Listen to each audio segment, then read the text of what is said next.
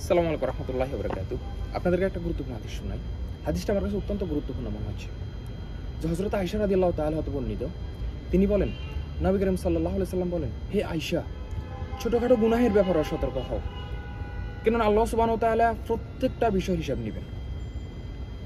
So এই হাদিসটার দেখে আমরা এতটুকু ক্লিয়ার যে আমাদেরকে প্রত্যেকটা বিষয়ে সতর্ক থাকতে হবে। কারণ নিত্যদিনে আমরা চলার ক্ষেত্রে চলার প্রয়োজনে অনেক কিছু আমরা খুবই নর্মালাইজড করি অনেক কিছুকে, যেটা আমাদের জন্য অনুচিত। কারণ আমাদেরকে এই প্রত্যেকটা বিষয়ের আপনার হিসাব দিতে হবে, প্রত্যেকটা অন্যায় অপরাধের হিসাব দিতে হবে আমাদেরকে।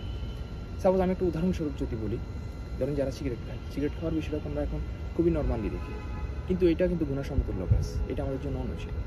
ধরুন যারা সিগারেট খায়, নিজের শারীরিক ক্ষতি, অপচয়, প্লাস কেউ একজন সিগারেট খাচ্ছে, অন্য পার্শ্ববর্তী কেউ একজন সিগারেট খায় না, সে পছন্দ করে না, বাট তার জন্য এটা অস্বস্তিকর, এইটা অনুচিত।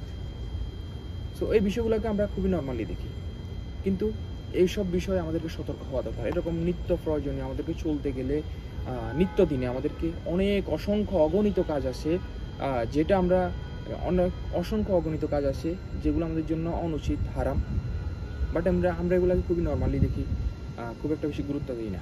কিন্তু এই হাদিসটা দ্বারা আমরা ততটুকু ক্লিয়ার বা এটা বুঝতে পারি যে আমাদেরকে প্রত্যেকটা বিষয়ে গুরুত্ব দেওয়া দরকার, প্রত্যেকটা বিষয় আমাদেরকে গুরুত্ব সহকারে দেখা দরকার, প্রত্যেকটা অন্যায়কে আমরা গুরুত্ব সহকারে এড়িয়ে চলা দরকার। আর সেটাই আমাদের করণীয়, সেটাই আমাদের জন্য উচিত। কারণ আল্লাহ সুবহানাহু ওয়া তাআলা যখন আমাদের থেকে হিসাব নেবেন, প্রত্যেকটা বিষয় যখন হিসাব নেবেন, তখন যে আমরা ভালো কিংবা মন্দ যে কাজগুলো করতেছি, এগুলা লুকানোর কোনো প্রকার সুযোগ নেই। সো আমরা যে অন্যায়গুলো করতেছি, যে অপরাধগুলো করতেছি, এগুলো থেকে যদি আল্লাহ সুবহানাহু ওয়া তাআলা নিজে যদি আমাদেরকে যদি মাফ না করেন, ক্ষমা যদি না করেন, আমাদের এগুলো থেকে বাঁচার কোনো উপায় নেই।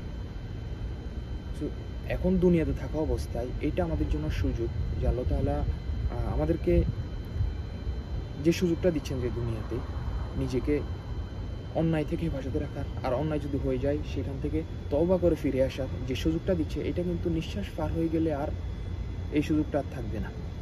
সো নিঃশ্বাস থাকা অবস্থায়, এটা যেহেতু বলা যায় না কখন কার নিঃশ্বাস চলে যায়, কখন কে দুনিয়া থেকে বিদায় নিয়ে নেয়, সো আমাদেরকে সুযোগ থাকা অবস্থায় এই সুযোগটা কাজে লাগানো দরকার। যদি আমাদের ধারা যদি কোনো অন্যায় হয়ে যায়, সেই অন্যায় থেকে আমাদের ফিরে এসে পরবর্তীতে যেন আমরা ওই সেম অন্যায় যেন আচরণ দ্বিতীয়বার যেন না করি, এই বিষয়ে সতর্ক থাকা দরকার। এবং কি প্রত্যেকটা বিষয় ছোট কিংবা বড়, প্রত্যেকটা গুণের ব্যাপারে আমাদেরকে সতর্ক হওয়া দরকার। আর সেটাই আমাদের জন্য হবে মঙ্গলজনক এবং কল্যাণকর।